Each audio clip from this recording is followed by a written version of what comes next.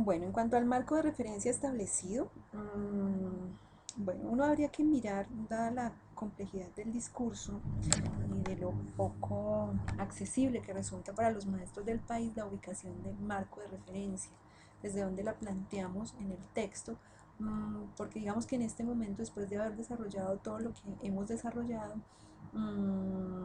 pues no sé qué tan bien ubicada esté, es decir, cuando todos los elementos de qué era una cosa y qué era la otra y cómo se entiende esto y cómo se entiende lo otro, los necesitamos arriba para entender los propósitos, para entender la metodología, para entender todo el trabajo en términos generales. Entonces, revisar un poco eso frente a la organización del texto. Si bien Visio propone una estructura de elementos centrales para configurar estrategia, no significa tampoco que deban ir en un estricto orden. Entonces, mirar realmente qué es lo más pertinente para la clarificación de estos aspectos por parte de los maestros del país. Bueno, hay un epígrafe muy interesante que ustedes hablan de, retomando la idea del epígrafe, hemos puesto este esquema y bueno, sería muy interesante desarrollar la idea del epígrafe como un elemento que desarrollar la idea, no retomarla en el esquema únicamente, sino desarrollarla en tanto sustento de su propuesta metodológica, tal vez daría luces. Uno, para comprenderla a la luz de lo que están diciendo, ver su pertinencia a la luz de lo que están planteando como estrategia metodológica, y dos, también para darle sentido y contexto a este esquema. Revisar algunas cositas de redacción allí que están planteadas en el comentario. Hay asuntos en el discurso, aquí no tanto, más en las crónicas de aula, que luego veremos con detalle, eh, que nos ponen el planteamiento en un lugar bastante contradictorio y es el asunto de hablar de nosotros les damos, nosotros les permitimos a los sujetos la participación social, entonces como o la equidad de condiciones por un alguien que da, por un alguien que ofrece, por un alguien que propone. Entonces, no porque no sea así que uno proponga experiencias y situaciones, sino por el lugar de poder que se puede entender de acuerdo a la forma como está escrito. Bueno, aquí nos desarrollan las ideas de actiografía y acontecimiento. Teóricamente nuevamente vuelven a aparecer como subtítulos, entonces tratar de, no sé, unificar todo lo que se refiere teóricamente a actiografía de acontecimiento en un solo apartado, porque tener varios títulos con la misma nominación pues no resulta muy pertinente y además puede confundir al lector. Justo porque los dos son de carácter teórico, no hay uno que nos desarrolle metodológica y prácticamente cómo se hace de tal manera que uno pueda entender, es que este se refería a la práctica y este a la teoría, sino que los dos están muy marcados en un asunto de fundamentación teórica. Entonces, si los dos se refieren a la teoría, pues ubicarlos en un mismo espacio y tratar de pensar la forma como se expresa didácticamente el asunto para entender la forma de hacer operacionalizable estos conceptos en el aula de clases, cómo se vuelven algo práctico, cómo se vuelven algo vivo. Mm, entonces, todo el tiempo las sugerencias van a estar en términos de ejemplifique, eh, ponga una experiencia, muestre cómo se hace, desarrolle la idea. eh, Ojo, seguimos con el lenguaje como instrumento, ya trascendimos a la lengua y ahora vemos el lenguaje como instrumento. Entonces, como, como tratar de darle otro carácter a lo teórico y a lo práctico. Lo demás son asuntos de, que- de, de precisión de algunas cosas. Por ejemplo, en algunos momentos se pueden recuperar algunas condiciones contextuales. En algunos, en cuáles, no en todos, porque no en todos. Precisiones como esas que ustedes ya van a encontrar de manera más puntual en cada uno de los comentarios. Bueno, aquí sí hay un asunto que me gustaría que de pronto discutiéramos un poquito y es esto que ustedes plantean aquí de que hay características particulares del aula para sordos que se convierten en fortalezas y son asumidas por el maestro, por el maestro desde el ingreso de los educandos al aula para sordos.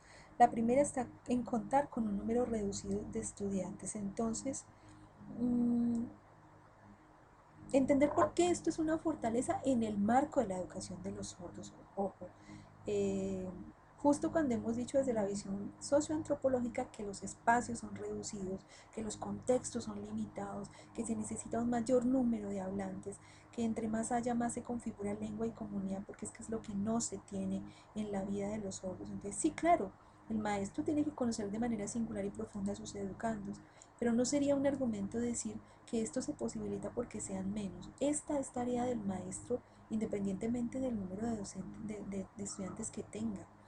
Claro, que se complejiza con 50, claro, pero esto no le quita la responsabilidad de conocer de manera singular a sus educandos, de reconocer esos ritmos particulares, y por eso es que hay enfoques pedagógicos diversos que promueven este tipo de posibilidades y acercamientos independientemente del número de educandos. Entonces puede ser un argumento fácilmente desmontable desde teóricos de la comunicación y el lenguaje, incluso desde teóricos de la diversidad, porque entonces fíjese que nos contradice el discurso cuando lo que entramos a privilegiar es el papel del maestro y lo que me ofrece a mí como ventaja, y no realmente lo que el estudiante está requiriendo como proceso central para su vida, para el desarrollo de su lenguaje y de sus posibilidades humanas e integrales. Eh, Igual sucede cuando dice que, y que una segunda característica que favorece la relación pedagógica está fundada en la permanencia de la misma docente. Es decir, no estoy diciendo que no lo planteen, pero sí creo que uno no puede desconocer cierto tipo de cosas, y es que también justo desde las necesidades de los sordos lo que requieren es multiplicidad de actores, multiplicidad de figuras, formas diferentes de aproximarse a las construcciones de conocimiento. Entonces, claro, privilegiamos el papel del docente, claro, mucho más fácil para mí conocerlo, mucho más fácil para ellos seguir con el mismo, pero eso que les ofrece en términos de diversidad de posibilidades, es decir, creo que hay que, si lo plantean como fortaleza, también hay que plantear las complejidades que ello tiene, las negaciones que ello tiene, las limitaciones que ello le ofrece al estudiante, porque es como desaparecer en un segundo la complejidad del aula para sordos diciendo, volvamos lo feo bonito, y no es tan así, es decir, no por privilegiar unos asuntos que de hecho son responsabilidad del maestro, no porque sean sordos, no porque sea el aula, eh, aquí se conviertan en asuntos eh, importantes, es decir, dice el comentario que más que los varios años en el tiempo que demora el curso del preescolar y la básica primaria, eh, es que deja también una sensación de tiempo incierto. ¿Cuántos años va a estar el sordo en el aula? Es decir, no sé, como revisar este discurso a la luz de los argumentos teóricos que ustedes vienen planteando. No es, si estuvieran moviéndose en otro tipo de discurso, listo, vaya y venga, discutimos, pero es que ustedes están ubicando un marco de sentido donde se privilegia la necesidad del otro, el interés del otro, la potencialidad del otro, en una relación, claro, equitativa, pero donde lo central es lo que resulta de la diactobiografía. Entonces, si lo que resulta de la diactobiografía no es coherente con esto, ¿cómo ubican entonces estas fortalezas? Entonces, hay que manejarlo como con mucho cuidado. Por eso planteamos aquí que pueden ser como argumentos fácilmente desmontables desde su misma teoría. Para el asunto de la evaluación, pues realmente creo que lo que nos da luces sobre si la estrategia es pertinente o no para la transformación de la dinámica del aula son los criterios y las categorías de la dinámica del aula. Creo que no podrían ser otras. Muchas de esas cosas que ustedes tienen aquí están ubicadas dentro de los criterios de cada categoría. Entonces, creo que les daría muchísima fuerza ubicarse desde allí y escoger los criterios que sean pertinentes con la estrategia de construcción de conocimiento, y seguramente resulta mucho más sólido el ejercicio e investigativamente de una vez tendremos resuelto cómo mirar la pertinencia y las clases, cómo ver sus registros a la luz de esos criterios, que fue un poco lo que hicimos con las crónicas de aula, verlo desde estos criterios de dinámica que ya pues previamente establecimos. Aquí nos quedó la duda si esto es otra cosa, porque vienen viñetas distintas, entonces, o si son, ¿qué es esto? Porque está planteado en viñetas distintas, parecen ser más instrumentos, arriba más criterios, ustedes lo llaman, pero aquí no entendemos. De pronto clarificar un poquito a qué hace referencia esto dentro de la evaluación. y pues más que la viñeta es cómo se hacen, es decir, cómo se mira el acontecimiento, cómo se mira el desarrollo, el desempeño de los niños a la luz de estos criterios. Ah, igual ocurre aquí en criterios de seguimiento del proceso. Entonces creo que estamos relevando aquí más los instrumentos que los criterios. Entonces, también creo que arriba estarían las categorías y aquí los criterios por cada categoría. Y otra cosa sería ya los instrumentos investigativos desde los cuales vamos a hacer seguimiento a la estrategia. Bueno, muchachas, en términos generales, creo que un trabajo dedicado al hecho de haber escrito esto, interesante para la organización de la estrategia pedagógica, como aquí se los decimos. Se ve el esfuerzo que hicieron para realmente escribirlo y documentarlo. Creo que ahorita la tarea que sigue es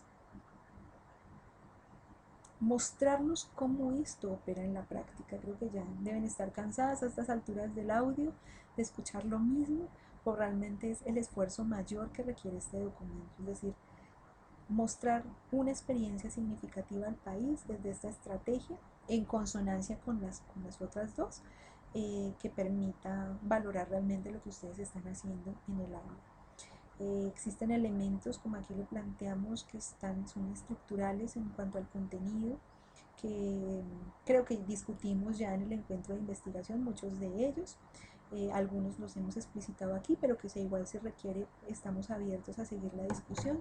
Y bueno, el asunto es hacer esto comunicable y digerible, mostrar específicamente qué es la teoría, mostrar específicamente qué es la metodología, mostrar específicamente cómo se evalúa al estudiante desde esta metodología. Ojo que allí en la metodología se nos quedaron los criterios por fuera, como es el desempeño de los estudiantes y la valoración del desempeño de los estudiantes. Particularmente ese siento que adolece este documento, entonces habría que mirarlo desde allí, porque justo desde allí es de donde cobra sentido la didactografía. Eh, Mejor dicho, hacer viva el acontecimiento y no solamente un asunto teórico interesante y bonito de relatar. Desde lo que vi, siento que tiene muchísimos elementos para poder escribirlo y hacerlo posible para el país.